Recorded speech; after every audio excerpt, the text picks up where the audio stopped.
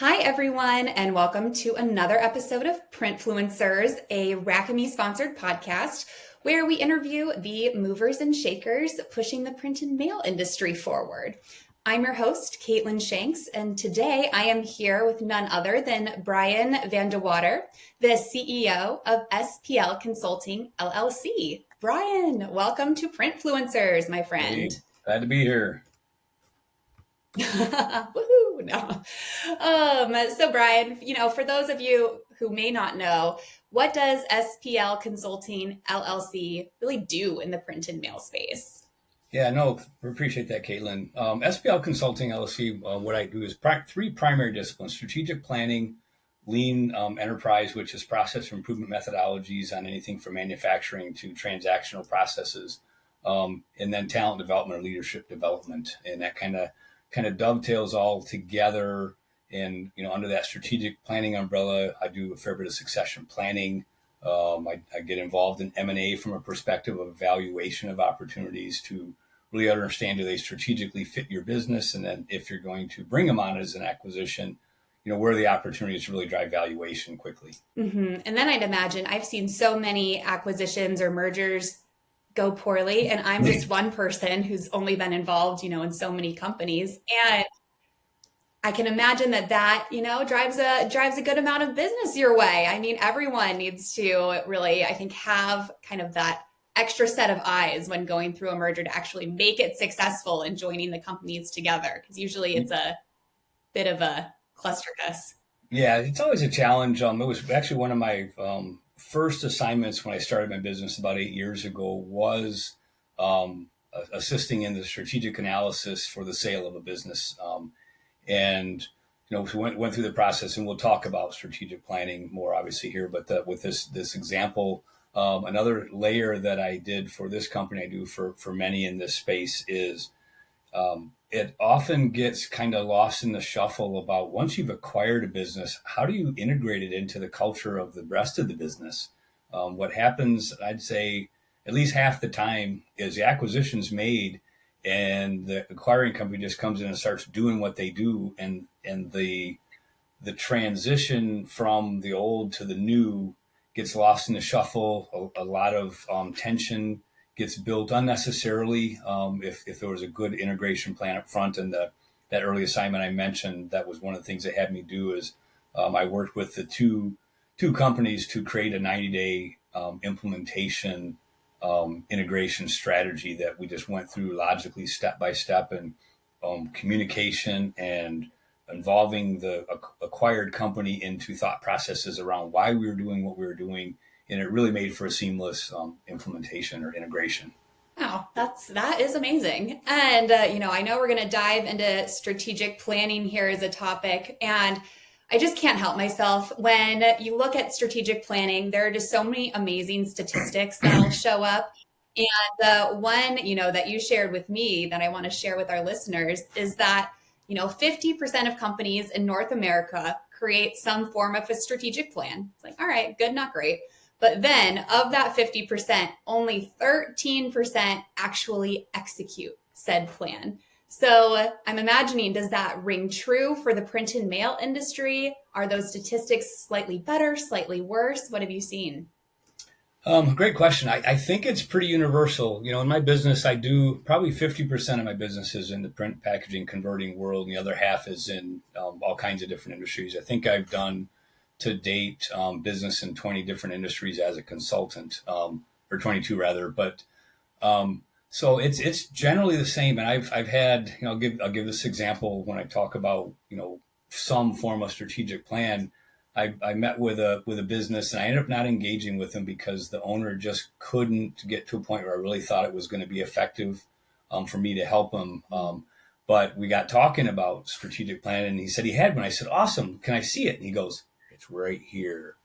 And I went, okay, if it's in your head, how does your team know it? And those are some of the things that people think that's a strategic plan. But if you can't articulate it to your organization and your team and have them get connected to what are the outcomes and the actions that are going to come from it and why are we doing it, you're going to have a disconnected organization that really doesn't have that true north of where you're headed.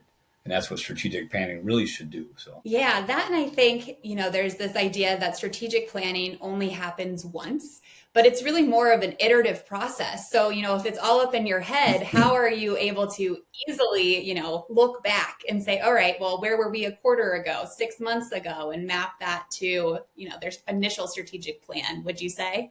oh, absolutely. Yeah. Strategic planning is an event that you go through and you create your high level objectives, key initiatives that support achieving that objective. And then from those initiatives, you go deeper into the organization, to specific actions that spread far and wide into all areas of the business so that each area of the business has some action that they're driving that ties into those things that support the overall goal. Um, without that, you don't get where you're wanting to go. And then for that, that iterative process you said, where it's not just a one and done, and everything is going to be perfect. There are going to be some things that happen that make you have to pivot a little bit. But I say you really control that. Don't let the noise take you off track. But I'll share this example. One of the last position I held in corporate America before I started my business was, I was president of a microbiology company. And when I started driving the process there and I was driving strategic planning, we were driving lean processes through the organization and really working on developing people, get them in the right seats on the bus, making sure we had the right team in the right places. And I was kind of interesting. I had this recording, and why this comes to mind is I had a client that I was working with strategic planning and talent development. I was challenging some of the senior leaders to do some things very differently. And it was a hard process. And one of the owners said, "Hey, do you have anybody that you worked with in the past that you put through this process of really trying to make them become better at what they do and execution and follow through, or you're not going to be in that kind of role," kind of thing. And I found a couple people that had worked with me in the past that went through that. And one of them, talked about what we did with strategic planning and applying lean processes. And they said, "We've never worked with anybody like that before." And again, this was a microbiology company.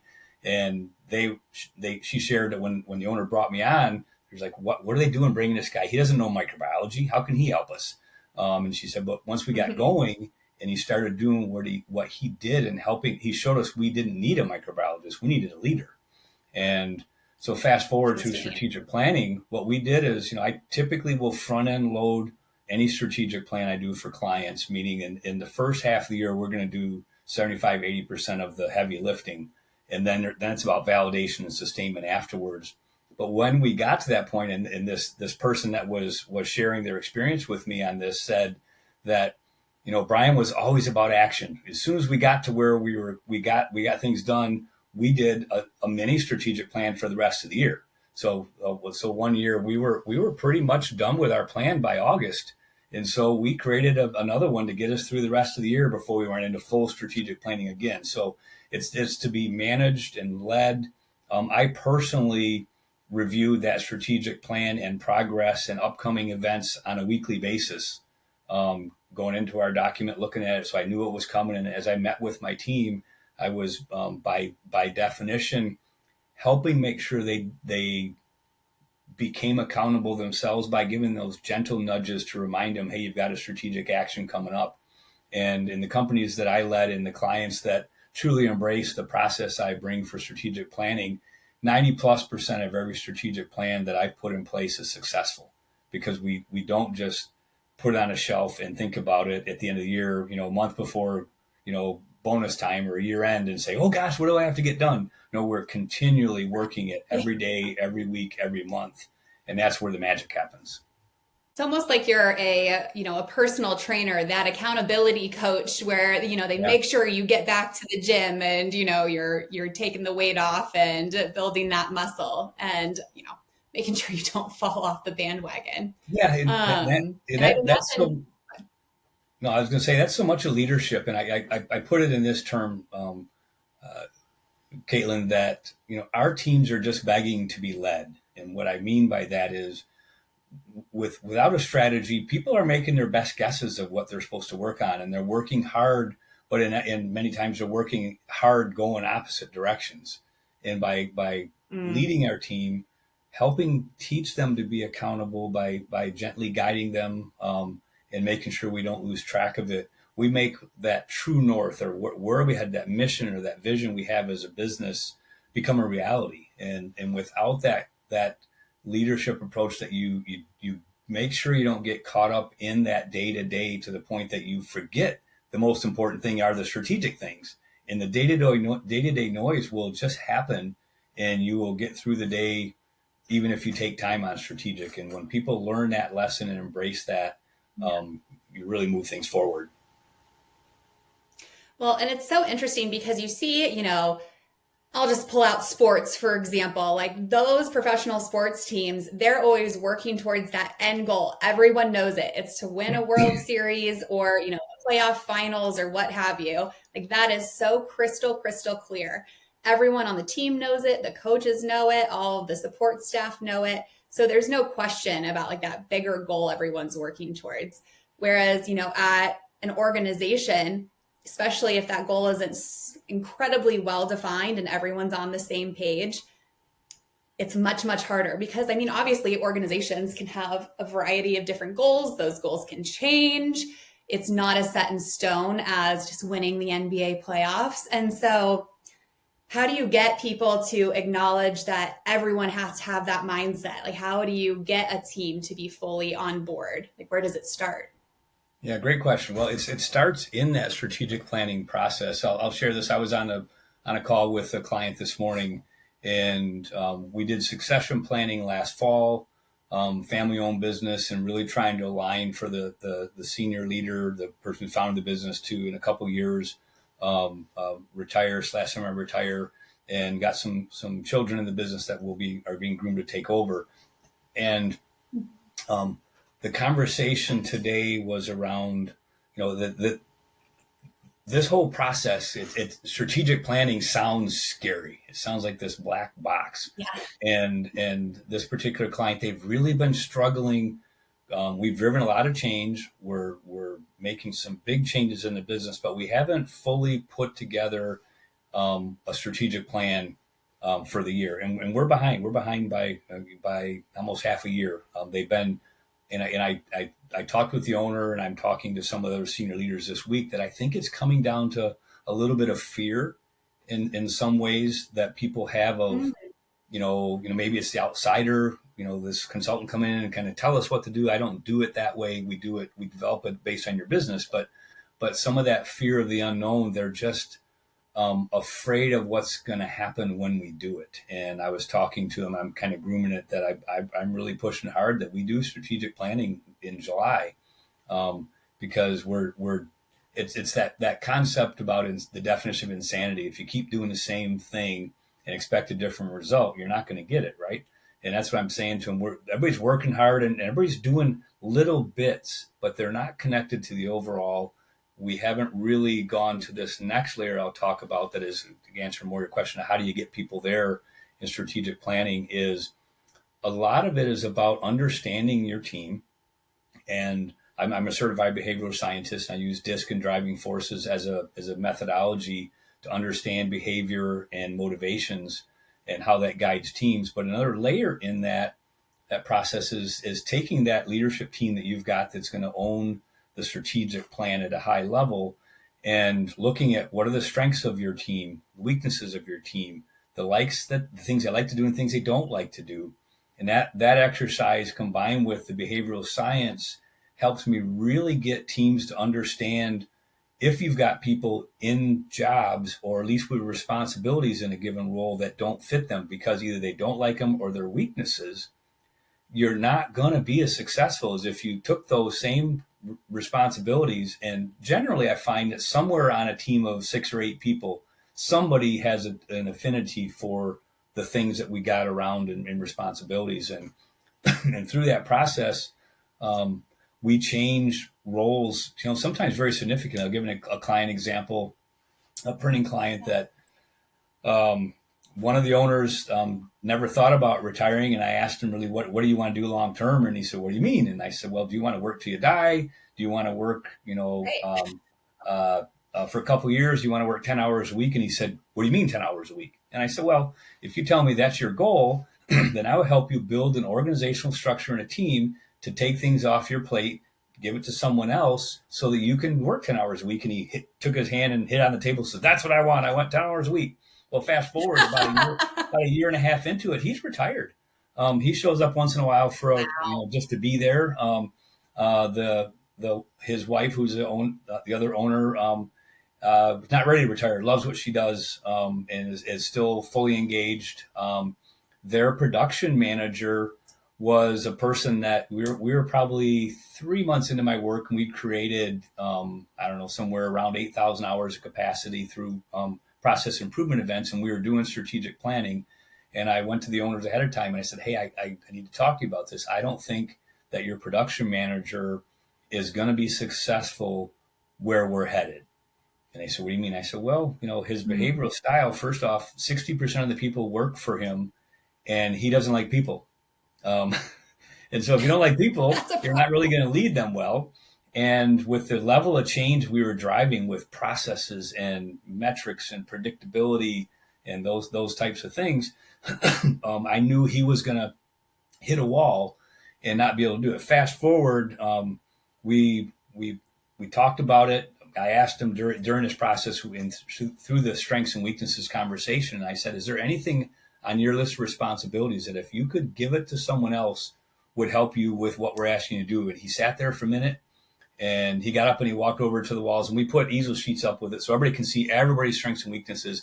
And he points to the wall at people management. He said, if I could get rid of this, it would change my life. And I was like, thank you, Lord. I didn't have to fight him to take power away. But they had someone who had that people skill. They had a general manager that took that on. And so we got people in the right spots. Another big move there, their estimator and quality manager, a team of one, was someone that I saw some really strong leadership abilities in. And I talked to the owners about that. And I said, hey, this person is your future. And he said, oh, yeah, we really like him. He's really good at what he does. And I said, no, you're not hearing me. I think he can run this place. And they go, really? And so I worked with him and we worked to develop some of his skills and guiding him through where we're headed. He's now the director of operations. Everything outside the front office reports to this person. The daughter is running everything on the front end. The mom is running sales and they've, in about a 2-year period, they more than doubled their top line. And their bottom line, I can't share with you, but it's a world-class EBITDA. And people, and we did it with the same headcount. Think about that for a second. So executing that strategy combined with lean processes, which are, I guess, back up a step. So strategy, I define as the what, and lean is the how. Okay. And talent and people are the who. So you put those together, but with the strategy and getting the right people in the right seats on the bus, and then driving those process improvements, we drove just world-class performance there. And we did that double top line was with the same number of people. So let that sink in for a second. That's what strategy and execution can do. Because most of the time I just feel like in the companies that I talk to and I've worked for in the past, we're always trying to drive that growth. That growth will allow us to grow. And it's just really easy to forget about improving the process along the way or making it leaner or, doing the actual work to implement those changes throughout an entire organization. It's just easier to sometimes throw bodies at the problem or throw, new technology at the problem. There's always a new tool that's gonna, solve everything. But really taking a hard look at the people that you have and the places that you have them in and being able to execute really shows that the strategic planning and doing that on a regular cadence is, clearly so valuable. Yeah. So it's interesting. Now, No, I was going to say, you mentioned that, people throw technology or people, but technology is one that I key in on. Yes, there are advances in technology all over the place and dramatic ones, right? But here's the thing I kind of get people to key in. And this is where that transactional side for lean process improvement kind of dovetails in with strategy is, technology is the computer part or the machine part, but there are still people and processes connected to every single one of those things. And so if you think technology will solve all your problems, it doesn't. It can improve things, absolutely. But wherever there's a process and people involved, there are still real strong needs strategically to figure out how do we improve those processes and how do we improve the people side of our business at the same time. No, absolutely. I mean, even just at Rackame, a lot of times we go into organizations and we do, some strategic planning, but at the technology level where we're looking at full process flows for, say how work gets through a production floor or something like that, or Mm-hmm. how customers engage digitally with a client and all of, the different tools and all of the data that's flowing through the system where people are interacting with that process.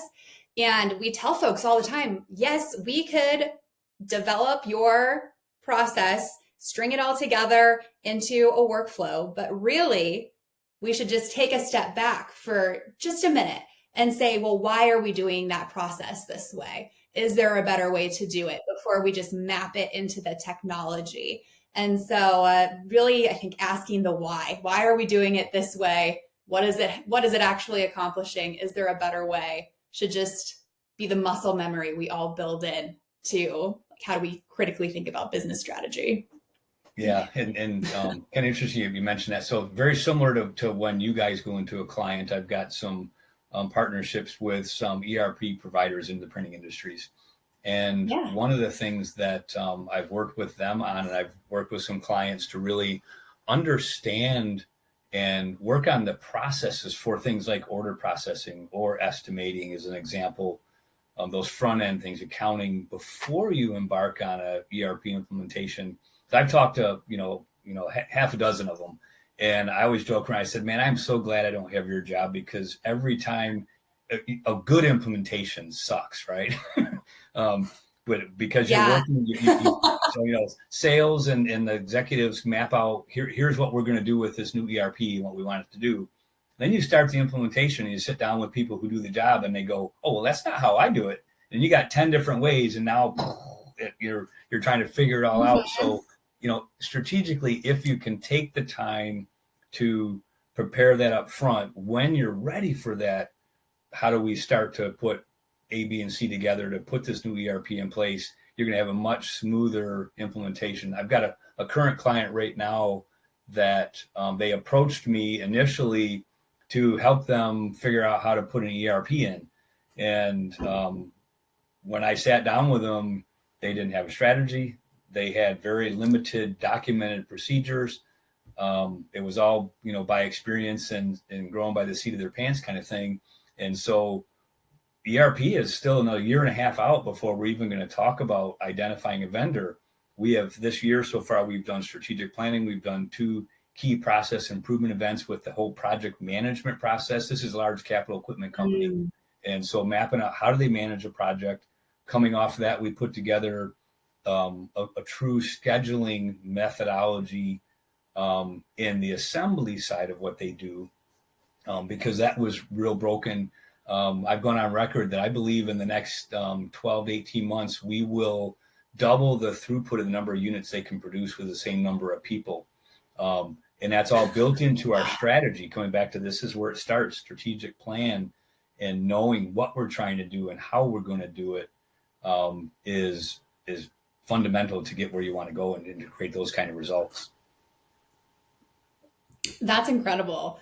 Now, switching gears just a little bit, earlier this year, you ran a survey and found 3 top pain points that executives identified, and they were accountability, being stuck in the day to day, and people issues. So, kind of, how do you unpack those and approach them and help companies navigate through these pretty common pain points? Yeah, no, it's the first 2, the accountability and stuck in the day to day, are linked directly with how I guide companies through strategic planning and that initial thought process. The strategic planning, when you break down those high level objectives, key initiatives, key actions in a typical company, I'll go into that strategic plan and actions might consist of somewhere between 75 and 100 actions that are key strategic things to do in the course of a year. That gives us the roadmap. And then how we get out of being stuck in the day to day, I'll jump in the second one first, is we with that plan, we assign who owns it and when is it due. And then we routinely, weekly, monthly, come back to that plan and kind of gently remind the team on things they need to work on. Don't let those strategic issues kind of drift by the wayside, because it's natural. I say it this way: any job will suck up as much time as you're willing to give it and get nothing done if you don't focus on strategic things somewhere in that mix. And I use the example when I say it to people and they go, and they give this doubting Thomas look.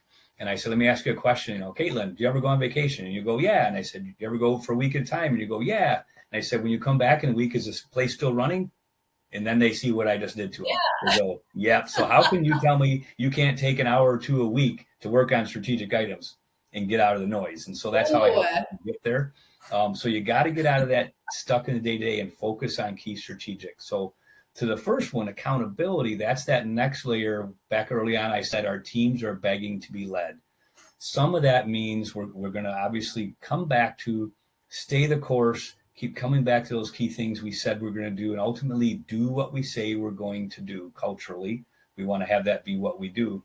And more often than not, when I say accountability, that's not get out the big stick. It's lead, guide, coach, train. And after you've done all that, and if Katelin's still not doing what she's been given to do, then I might say, hey, Katelin, we have to have a conversation that you've got to get on board with where we're headed, or there might be some consequences for that.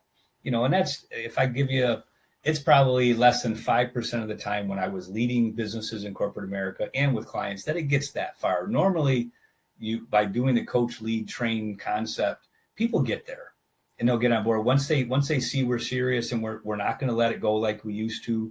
And then they start seeing the results that, hey, it's actually getting better. That thing got fixed and now I'm not working as hard. People start to get on board. Here's an example of the accountability and strategic plan link. I had a client that it was a printing client, and their graphics team was averaging somewhere about 40 errors a month coming through the graphics group with a Flexo digital printer. And it was killing them.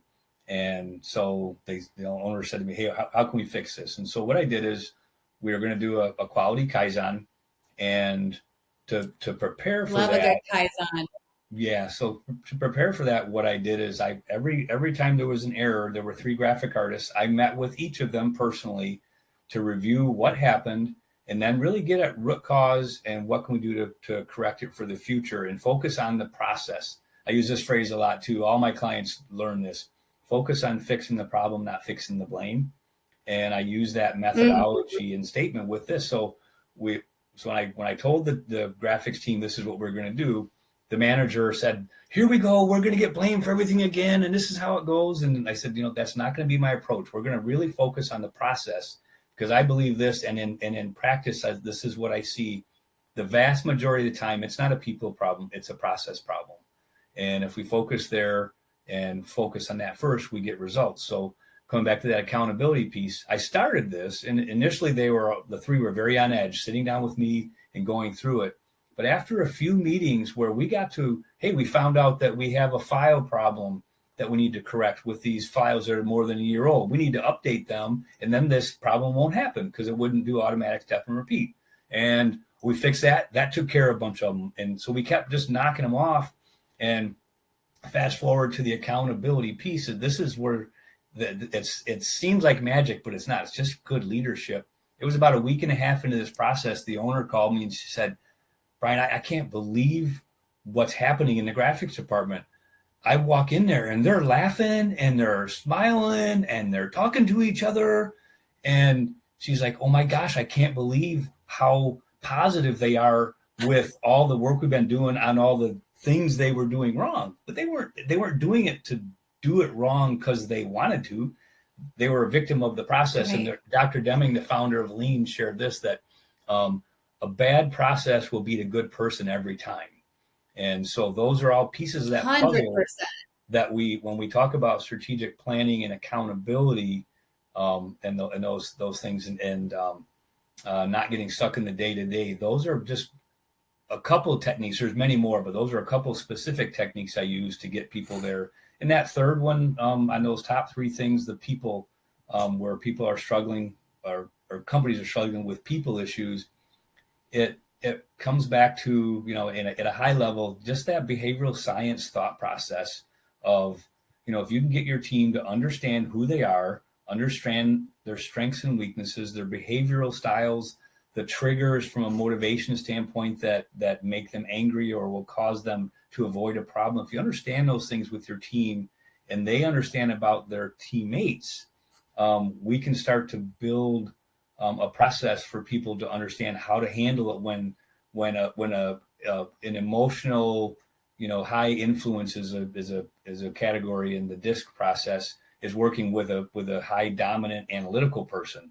They're two polar opposites. Analytic people give me the facts, the black and white numbers, and the influence person says, "Hey, let's talk about the weather and how are your kids? And oh my gosh, I had so much fun with so and so last week at this conference." And the analytical person's going, "They'll drive each other nuts." You got to figure, when you understand that about each other, you figure out how to accommodate those styles, and the relationships get so much better with that. And that's one of the factors for the people side. The other is that as you build that understanding, a big part of people issues come down to, again, it loops right back to strategic plan. What am I supposed to do? What's expected of me, and how do I fit in and connect with the overall direction of the business? When you connect that with people, and not just once a year, like early on we said, it's not something you put on a shelf, but I call them one-on-ones. You have regular one-on-ones with people that work directly for you, is the way I typically guide it. And I say, in a 2-week period, you generally should have a one meeting with each person that works for you. And those one-on-ones are the way to stay connected to what are you asking them to do. You're highlighting if there's strategic initiatives coming up. You have a chance to say, "Hey, Katelin, I see that you've got this implementation to do this podcast in the next 30 days. Are you on track for that?" You go, "Oh, yep, we're good. We got it scheduled with Brian. We're all set." Or you go, "Oops, I forgot about that. I'll get on it." And that's how you lead people through that. And so those three things, accountability, getting stuck in the day, and people issues that most companies are struggling with, can be addressed with that strategic planning umbrella and really focusing on people. Yeah, I think that really resonates because, most of the time we're all looking for community. This goes back into behavioral science and where people get intrinsically motivated from and just all of that good stuff. And I just think that when you have a strategic plan and you actually disseminate that information to the team, they know how their contribution rolls up to meet those high-level strategic goals. Everyone's going in the same direction. You get that sense of community. It becomes the team, going back to my sports analogy. All right, this team is working towards a goal. And most people, I would say, are not actively working at a company to help make it fail. And so giving them the tools to help get it in the right direction, it really does influence the work culture. I've been at companies with great culture, ones with absolutely horrendous culture. And I think a striking difference between the two is one had a strategic plan and one had, maybe some loose strategic objectives, but nothing described. Yes, yeah. Just do it. Yeah. Yep. You're like, well, how? No, it's very true. So maybe in just the final few minutes here, we could wrap up with a little bit more around legacy planning, because I was at a conference down in Puerto Rico a few months ago, and it was really interesting. It's this conference of about, I think about 50 different companies. Their executive leadership team comes, and it's all about idea sharing. And what came up over and over again was legacy planning. And so many of them are wondering, oh, well, how do I approach it? How do I do this? What templates are you guys using to even map out what a legacy plan needs? So, how do you approach that, especially in this industry that we're in, where, we do have a little bit of an older skew demographically?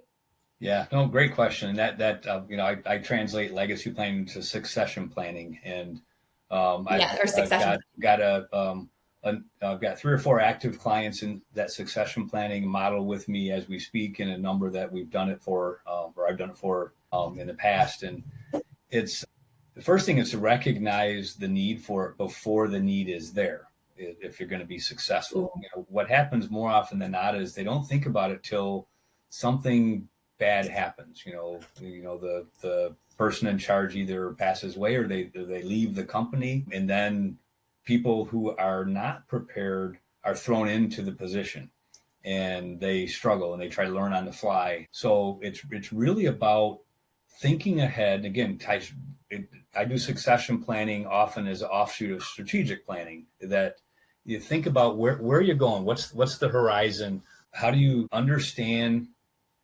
skills and strengths that the team needs to have to do certain positions. I'll share this example. I've got a succession planning client currently that it's a dad in the business and four kids active in the business. 2 want to be in leadership roles or in charge, and 2 like to be individual contributors. The dad kind of forced them into succession planning. They didn't want to do it. They'd worked with me before, so they knew me and they trust me. But it's scary. The 2 that want to be in charge, both think, or both had thought they were ready to be the boss, be the CEO, and they were. So they really saw what it takes. Well, yeah, and there was some concern on both their parts of, how are they going to get there, and not necessarily recognizing that I think there's a lot of development to do to get there. So part of that process, and with this example, is we sat down and really spent time, and I started with the owner to say, what are strengths that they have and what are development opportunities? I won't use the term weakness because this is a skill thing now. So it's a development opportunity that they need to have to be able to make that transition. And I'll start with one of the people. The son is in operations and really thought he was ready to be that senior leader. But in reality, he was currently running a machine about half the time and supervised 1 person. And I'm kind of going, you can't go from that to financial decisions, investment decisions, managing, 30 or 40 people, because it's a whole different ballgame, a different set of skills. So we've established a plan that he's already took on 1 department, so now he's got 4 direct reports, working on that and using that to kind of cut our teeth to say, okay, can you lead them effectively through change processes? And then the next phase in the next few months is he's going to be taking over the press room. And so then he'll have about 13 or 14 direct reports. And those are stepping stones. And what we've done in this process too, and I believe is I try to coach companies to really agree to this, and some will say it and not really mean it and it becomes a problem, but that if the person shows and proves that they aren't capable or competent to be that we don't put them there. We recognize a layer below that they can be wildly successful and get them to that spot, and we let them rise to their competence. And by doing that, it's going to set the company up for long-term success. And second, it's going to make that person be in a spot where they can feel successful. Because when they get put in a spot they're not successful at, it's going to be stressful. And here's a statistic that only 30% of companies survive transition from first to second generation. And it's because of that. Wow, now that's a relevant statistic in our business, isn't it? Very much so. Because people, too many times, they just get they're not prepared for it, and they don't think about it. They just automatically assume they're going to get there, and that happens often. I'll share this example. Another client that this was in my first assessment of the business, and there was a mom and a dad and a daughter in a business, and it was assumed that the daughter was going to take over the business. And I do this early on. I asked her, I said, hey, do you want to run the business? And she sat there for a minute and she looked at me and she teared up and she said, nobody's ever asked me what I wanted before.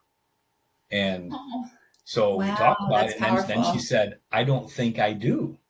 And I'm like, oh, this is a little wrinkle in mom and dad's plans of retirement. Yeah.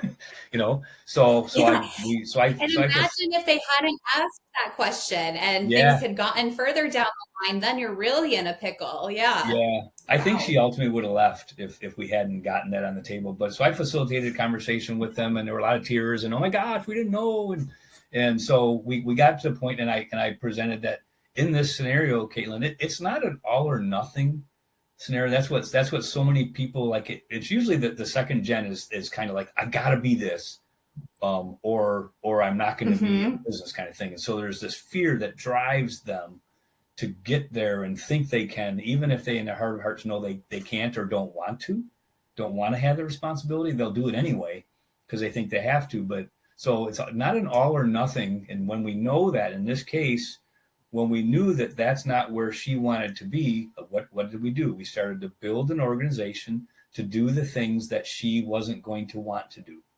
And so we built a team around her. It's the same company that I talked about, that estimator becoming the director of operations.